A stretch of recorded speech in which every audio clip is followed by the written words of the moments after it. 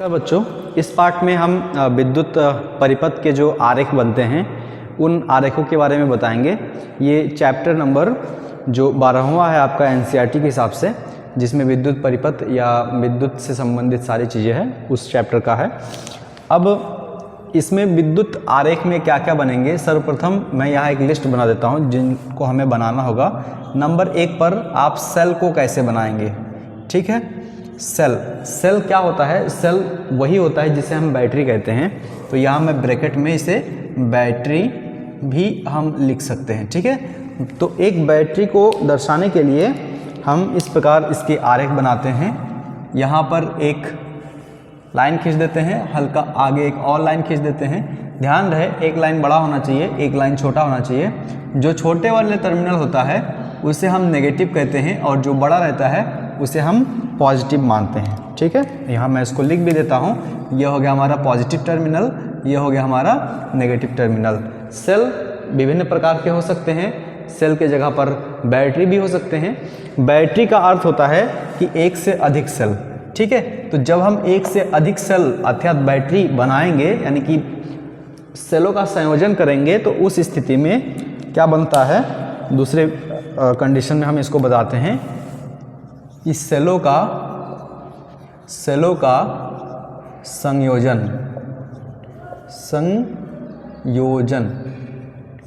सेलों का संयोजन जब हम बनाते हैं तो उसमें इसी प्रकार से हम बनाते हैं। ध्यान उसमें ये रखते हैं कि इसका नेगेटिव, यानी कि एक सेल का नेगेटिव अन्य सेल के पॉजिटिव टर्मिनल से जुड़ा हो। अर्थात हमने यहाँ एक एक बड़ी लाइन खींचा, उसके बाद एक छोटी लाइन खींचा, ठीक है। हमने यहाँ पर एक सेल बनाया और हल्का सा इससे निकाल करके एक दूसरा हम लंबा खींच देते हैं, लंबा रेखा, और एक छोटा रेखा खींच देते हैं, फिर उससे एक निकाला। इसी तरीके से एक और मैं सेल को जोड़ देता हूँ। मान के चलिए कि यहाँ एक मैंने लंबा खींचा, फिर एक छोटा खींचा, फिर इस तरीके से हम सेलों को संयोजन कर सकते हैं, ठीक है। ये सेलों का संयोजन हो गया। इसके बाद हम बात करते हैं स्विच का। स्विच अर्थात जिसे हम कुंजी कहते हैं। स्विच आजकल सभी घरों में लगे होते हैं। जैसे कोई भी अगर विद्युत उपकरण आपको चलाना हो तो हम सबसे पहले स्विच को ही दबाते हैं, जिसका हम कुंजी कहते हैं। तो नंबर 3 पर हम बात करते हैं कुंजी को दर्शाने के लिए हम 2 ब्रैकेट का प्रयोग करते हैं और ब्रैकेट से हम इस तरीके से परिपथ को कंप्लीट कर देते हैं, ठीक है। जो स्विच होता है अर्थात जो कुंजी होता है उसमें 2 अवस्था हो सकते हैं। प्रथम अवस्था में स्विच ऑफ हो, अर्थात कुंजी बंद अवस्था में है। बंद अवस्था का मतलब जो परिपथ है वो भंग है, अर्थात परिपथ जुड़ा नहीं है। उस कंडीशन में हम इस तरीके से इसको बनाते हैं। जो दूसरा कंडीशन है जिसमें हम कुंजी को ऑन कर देते हैं, अर्थात स्विच को अगर हम ऑन कर देते हैं तो उसे भी हम इसी प्रकार से बना देते हैं। थोड़ा सा अंतर रहता है। अंतर में क्या होता है कि इसके मध्य में हम एक बिंदु बना देते हैं, ठीक है। तो इसे हम इस परिपथ को हम बंद कहेंगे, या कुंजी हम चालू अवस्था में जिसे हम कहते हैं, ठीक है। और ये बंद अवस्था है। क्या बंद है? परिपथ बंद है, अर्थात इसमें से विद्युत जो धारा है वो प्रवाह नहीं कर पाएगा। जो चालू अवस्था है इसमें विद्युत की जो प्रवाह है वो चल पाएगा, ठीक है। ये हो गया कुंजी। अब हम बात करते हैं तीसरे कंडीशन में। तीसरे कंडीशन में हम जो परिपथ होता है उस परिपथ को दर्शाते हैं। चौथे कंडीशन में हम परिपथ को दर्शाते हैं, ठीक है। परिपथ में क्या होता है कि सामान्य जब परिपथ होते हैं उसे हम रेखा द्वारा दर्शाते हैं। अगर कोई 2 परिपथ है जो एक दूसरे को काट रहे हैं, एक दूसरे के ऊपर से जा रहे हैं, उस परिस्थिति में हम एक परिपथ को बना देते हैं। और यदि इसमें से ऊपर से जा रहा है तो हम सीधा एक बेंड टाइप का करके इस तरीके से हम बना देते हैं, ठीक है। जिसको हम ओवरलैप भी कह सकते हैं, परिपथों का ओवरलैप, यानी कि ओवरलैपिंग ऑफ वायर, ठीक है। जो 5वां कंडीशन है जिसमें हम प्रतिरोध के बारे में बात करते हैं। प्रतिरोध का कार्य क्या होता है, जिसके बारे में इसके अगले वाले पार्ट में हम बात करेंगे, जिसमें विद्युत धारा का प्रवाह कम होना, अर्थात विद्युत विभवांतर का भी कम होना, अर्थात हम ऐसा भी कर सकते हैं कि विद्युत विभवांतर को हम बढ़ा सके, कम कर सके। इन सारी चीज़ों का ओम के नियम के बारे में जब आप पढ़ेंगे तो इसके बारे में आपको समझ में आ जाएगा प्रतिरोध होता क्या है। ठीक है, उसे दर्शाने के लिए हम क्या करते हैं, एक लाइन खींचते हैं। खींचने के बाद इस तरीके से हम जिग जैग यानी कि टेढ़े मेढ़े तरीके से हम इसको बना देते हैं। ठीक है, ये हो गया हमारा प्रतिरोध। जो अगला है जो 6 है, इसमें हम बात करते हैं धारा नियंत्रक, धारा नियंत्रक के बारे में। धारा नियंत्रक एक ऐसा यंत्र होता है जिससे हम विद्युत धारा को बढ़ा सकते हैं, विद्युत धारा को कम कर सकते हैं, विभवांतर को कम कर सकते हैं, विभवांतर को हम बढ़ा सकते हैं। आजकल जो मोबाइल के चार्जर होते हैं या कोई भी चार्जिंग सॉकेट होते हैं या कोई भी विद्युत उपकरण जैसे पंखे वगैरह में भी इसका प्रयोग होता है धारा नियंत्रक का। ठीक है, इसको हम कैसे बनाते हैं, तो इसको बनाने का तरीका बहुत आसान है यदि आप प्रतिरोध बना पाते हैं। ठीक है, किस तरीके से, इस तरीके से इसको थोड़ा ठीक करके आपको बनाते हुए दिखाते हैं।